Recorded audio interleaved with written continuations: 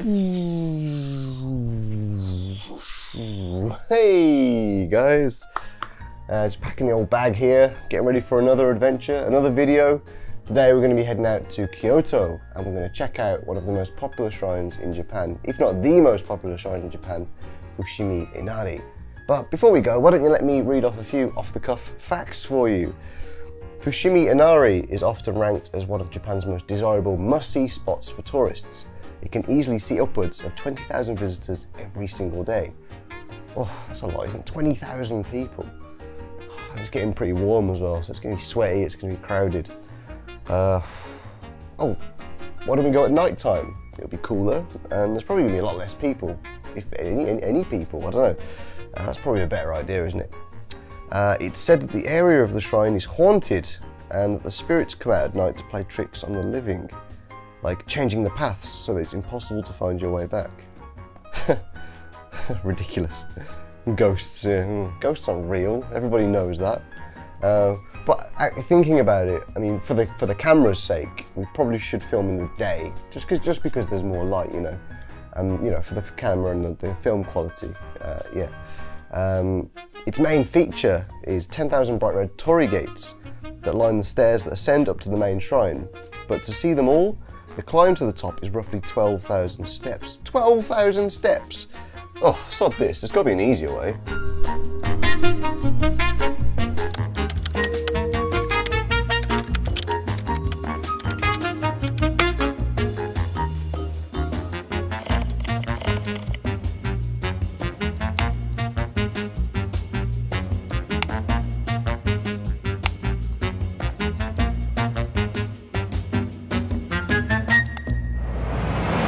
Whoa, where am I? Wow, nice. Now this is more like it. Not a single person in view. Well, let's go for a nice little stroll down this way, shall we? So I'm sure you've already guessed, but I'm not actually at Fushimi Inari right now, but rather an incredibly detailed 3D recreation of the area. Unbelievably, this whole thing was created by just one person, an Australian developer called Matt Newell, who also goes by the online alias of Caves RD. On the project website, talking about his inspiration, he says, "With photos and memories from a few years ago, I set out to achieve a detailed, realistically designed recreation of the renowned Japanese shrine Fushimi Inari Taisha. I feel like the real place has a very culturally unique significance. I personally had a great time exploring it a few years ago. I've designed this environment to be experienced from a first-person perspective, with the aim of allowing the player to be immersed in the same kind of atmosphere as the real place." As far as I'm aware, this is not geographically completely accurate, but rather a greatest hits of the entire mountain. So here we have the map for the mountain and the whole shrine area, and from what I remember, this is actually the map that they have there. So again, another very faithful detail that's been added to this 3D experience. So you can see we're down here at the red dot at the moment. I don't know how many of these locations are actually being added. I'm hoping all, but why don't we just take a walk around and see exactly what we can find. To the best of my memory, this area is actually from the start of the Fushimi Inari Trail, or very close to the start. Obviously we have two very famous columns of Torii Gates here, but this part is more unique where there's two side by side, and the right way is used to proceed forward, and obviously the left side will be returning traffic from the top.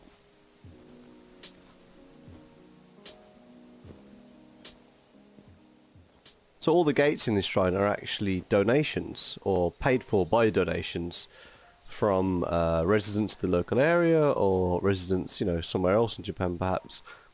But basically they're seen as tributes to the god Inari, who is the god of commerce. So a lot of business owners will buy gates, hoping that it will buy good favour with Inari, and their business will prosper for years to come. But over here we have a surigane, large bell with a swinging bar there to hit the bell. But you don't hear these getting rung that often usually. So if you're going to do a faithful recreation of a very iconic landmark, then probably one of the most important aspects to get right is to make sure that the bins have been installed. And as you can see here, 2 bins are absolutely full to the brim of rubbish. So I think that probably these should be taken out. Hopefully sooner than later, but thankfully there's nobody around today, so no one's going to catch a whiff of that. But the summer sun is hanging high, So hopefully, yeah, these will be sorted out post-haste. Okay, so we found a second map.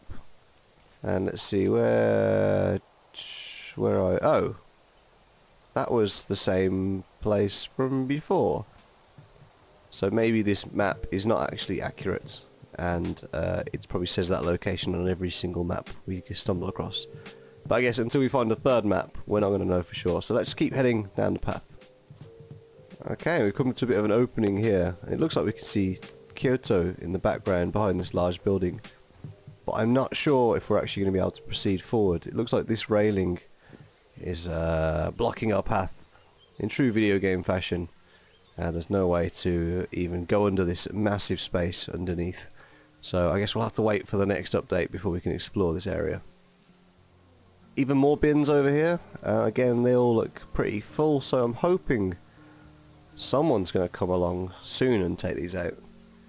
Because it's only going to get hotter, and these are only going to get stinkier. I can't quite put my finger on it, but there's something just so satisfying about walking through a gate. Just passing through. I can't quite put my finger on it. But I'm just going to do it. I'm going to do it a few times. Just enjoy that process. So here we've got a bit more of a wild area. There's no gates anymore, but there's a few lanterns lining the path. And there's lots of lovely trees, lots of greenery. You can hear birds as well, but I don't think there's any birds in this game at the moment. Perhaps in the future. Usually one of my favourite things in games actually is not to follow the path, but rather to go off the path and see what else we can explore. So this area looks interesting. So let's take a little wander over here.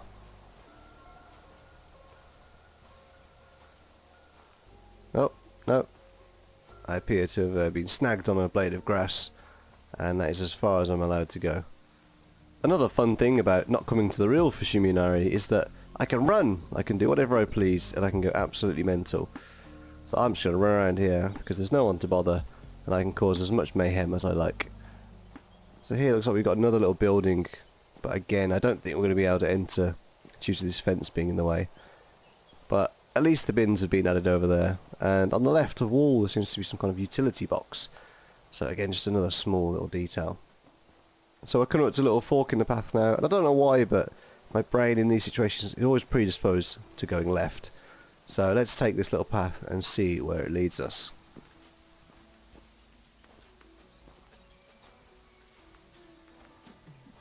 This is quite an interesting experience. If you've been to Fushimi Inari before, then you can kind of compare it to what you've experienced at the time. And what I do remember is that it was the middle of September, and it was about 35 degrees and very humid. So at the moment I'm much more enjoying this experience than the one of climbing up 12,000 steps to the top of the mountain. And I think in total it took me over an hour and a half to actually reach the top. So the fact that I'm sat here in my pants drinking tea and just not being interrupted by anyone is pretty fantastic. So we're still ascending up, so I can only assume this is the path that leads to the top of the mountain. I don't know how many gates we've walked past now, but it's been a lot. I am actually curious to know how many gates are in this game compared to the real 10,000 at the shrine. I mean, so far I've seen a bloody lot, so I would be at least willing to bet that there's at least 2,000 perhaps. But like I say, as I'm not sure if the whole area has been fully recreated, there might be parts that are missing. Okay, nice. It looks like we're now approaching another shrine and another very large bell. Where are we now? Let's try and find a map. Let's see if we can find exactly where we are. Discover all fast travel points. And then what? Can I come through here? I'm not quite sure. So if you want to skip to your favourite area of Fushimi Inari, then you can actually hit the escape key on your keyboard, and then you'll come down to this menu here, and it shows you all the areas that you've discovered so far. So as you can see, the ones that are in white: Start, obviously, Small Gate, Summit, Bridge, Mountain Base, and Mountainside House. We found all of these, so we just now need to find the Shaniqua Pond and the Donator's Plaque. So let's find those, and then perhaps if we return to this gate, we can go through it. But who knows? So that is a lovely view of Kyoto, but I think it would be enjoyed even better standing upon this bench. So this is normally not something I would do in real life, standing on a bench like this, but as we are not in real life, I don't have to adhere to all the regular social norms. So pressing A will whip out your camera, and with the right click of the stick you can actually change the focus plane from distant to near, and if the focus isn't quite right you can use the triggers here to fine tune. And once you've lined up your shot, just press the right bumper and snap. That is your photo. Okay, so it looks like I got a little bit too excited taking photos, and I now seem to be stuck in this ditch. So I don't know if anyone's going to come past any point to help me, but I might be waiting here for a little while. So thankfully I live in this fantasy world and I have the option to fast travel. So let's head back down to the start and we'll try another path. Okay, so we're back at the start, but I think last time I actually went this way. So now let's try proceeding in this direction. Okay, there seems to be another map, and let's take a quick look at it. Ah yes, you are here. So it does look like this map is the only map in the game, and every single time you are led to believe that you are in this location. So I'm guessing that the layout is not completely faithful to the actual shrine itself. Not to worry, I don't believe there is as many locations as listed on this map either. So at the moment I have no idea where I am or which direction I should be going. So as always, when in doubt, go left. So we seem to be approaching a bit of an opening up here, so let's see exactly what's going on. Ah, so this must be the Shaniqua Pond that I mentioned earlier. I don't believe I actually saw this when I visited last time, so this is a nice little experience, being able to see something that I could have seen, but obviously with the area being so big it's hard to see every single little spot along the trail, which is, you know, really why I would like to go again in the future. But for now this will have to do.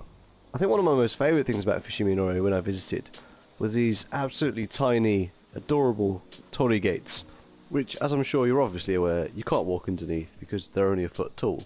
I believe they're donated just the same as the larger Torii Gates are, but obviously these ones, as well as being bigger and you can walk under them, would obviously cost a lot more money. So people who have less money to contribute can pay and get a much smaller Torii Gate. But you know, the gesture is still the same, and they probably hold the same favour with Inari if you're hoping to have some good fortune blessed upon your business.